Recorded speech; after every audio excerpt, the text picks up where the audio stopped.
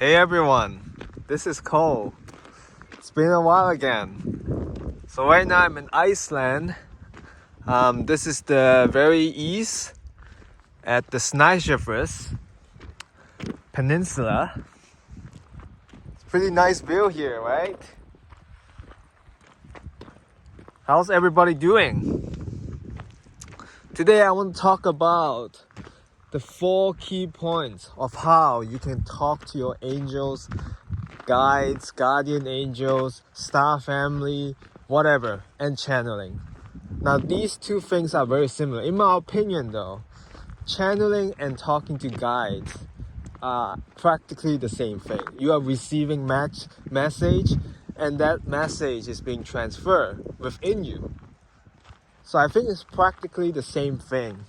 Even though there's a little difference, but I think it's literally the same thing. It's the same method, the same steps. So, the first point of talking to your angels is to listen. Now that's the first point. Very simple. Just listen. Very, very easy. And by listen, I mean listen not from the outside, but from the inside. Your soul, your heart. Go within, inward. Now this takes a lot of practice and a lot of patience. To be able to listen and receive that information is a lot of practice. But it's very simple. And this does require a lot of trust. Now when you listen, technically you want to calm your mind. You want to quiet your mind and be able to clear your mind because sometimes, many times, when we try to channel or talk to our angels, we get voices that comes from our ego.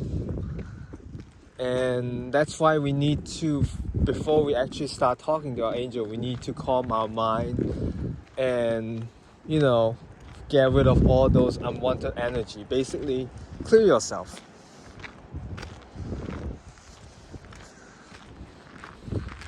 Now, I've done listening for quite a bit right now, and it is quite tricky because you hear a lot of different voices at times, or sometimes you just don't hear anything. And sometimes you just start doubting whether if this is your voice or not. But that brings us to the second point, is trust. Trust is very important in here. You need trust in order to, talk with your angel. When you're talking, sometimes angels, they don't use regular human methods at times, like normal human methods to talk to you. Like to us, we are kind of like pets, animals. Like not in a bad way, because like they live in a higher frequency and a higher realm. Well, methods of communications are more advanced than us in this 3D realm. So sometimes they might come out as an odd method. The way they talk to you can be very odd, can be very, very simple and easy. Actually, not odd, simple and very easy. Very simple. At least simple enough to understand, and any one of you can understand them.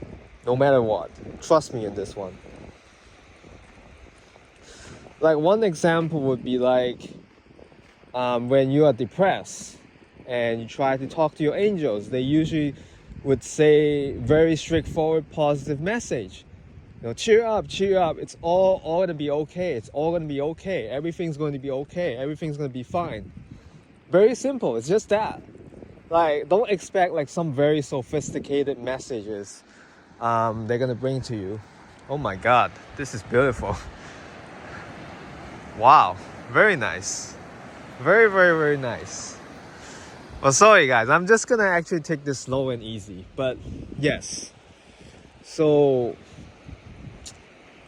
trust and if that message is simple and you can understand it, yes, that's from your angels, your guides, or from benevolent beings, let's just say.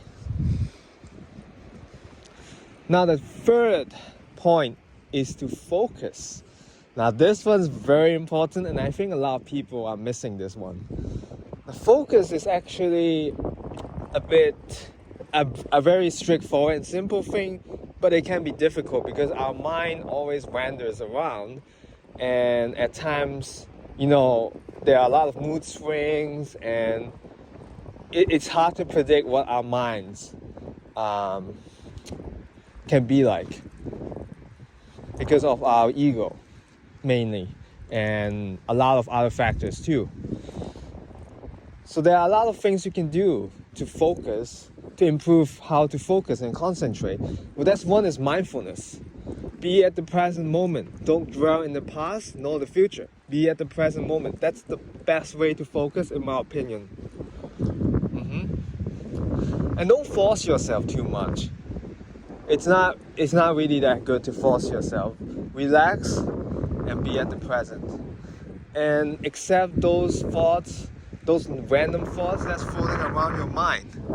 But, relax and embrace it. Don't engage. That's another thing. So do not engage with any other thoughts. Just acknowledge that they are present and you're good.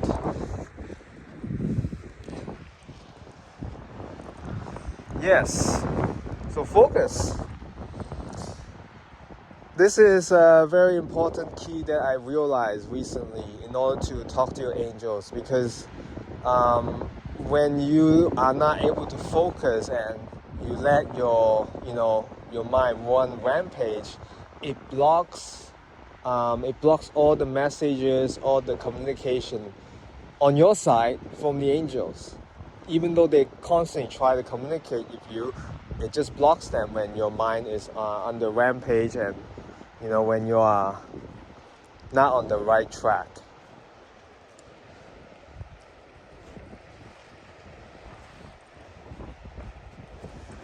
Yes, so lastly, I would say this is also very important for sure. Not last but not least, discernment.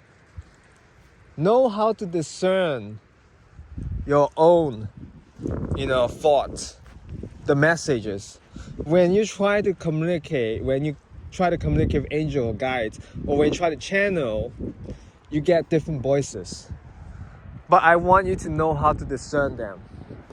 Usually angels or benevolent beings does not communicate in a way to condemn us, to say bad things about us. Not usually, actually always. I have to say always. They don't put you down. They don't do anything to say something hurtful to us. Now, one example would be the ego usually put guilt on us because it's the ego. So usually it says something that makes us feel guilty. And the angels, your benevolent beings, will not say that. That's for sure. So you have to discern which message is from the angels, and this also takes a lot of time. So once you discern which angels are which voices are which, then you get to know them better. You get used to this sort of message, and you'll be able to communicate with them better, daily, effectively. That's wonderful, right? And angels are always there to help us. Always ask them, anytime you need help. Like for example, I need help with my anxiety. I need help with focusing. I need help with anything. Just ask. They're here to help. They're here to help.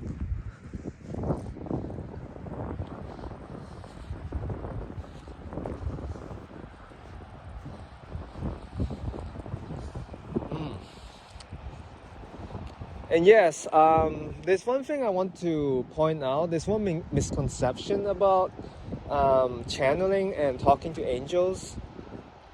Now, this is based on my opinion and my experience. according to most channels nowadays, there's something called the forced light, where angels does not order you to do things, and they do not say stuff that sort of restrict us. Now, I don't think that's entirely true. Sometimes angels or your guides could use something more, a little bit aggressive, I would say. Maybe aggressive isn't the right word. Let's say, for example, I ask my angel or guides to discipline me because I struggle with consistency and being consistent in many different things, like getting up early and meditating meditating daily, and doing all the stuff I need to do.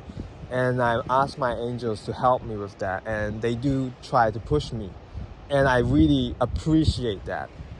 And they are not holding punches. They are strict at times, but they don't say mean things, of course. But they are strict, like, hey, get up! It's time! You have to do it. You don't want this, right? You have to do this. You have to do this. So it really depends, okay, on the situation. For me, I ask them personally, and and if they think that it's the best way to help you grow, sometimes they do take that method. But not, of course, it's not always. It is I wouldn't say it's a rare case, but sometimes they use this method. But yeah, that's all I wanted to say. There is no absolute in everything, in anything, and angels do have a really funny sense of humor, a good sense of humor.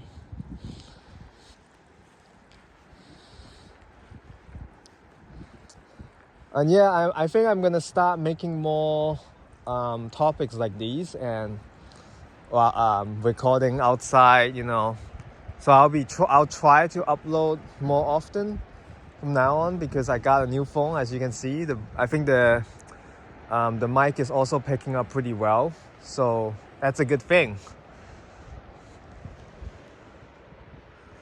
Anyways, I hope this helps. Really, I hope this helps. And yeah, I'm gonna start. Next topic I want to upload is about energy.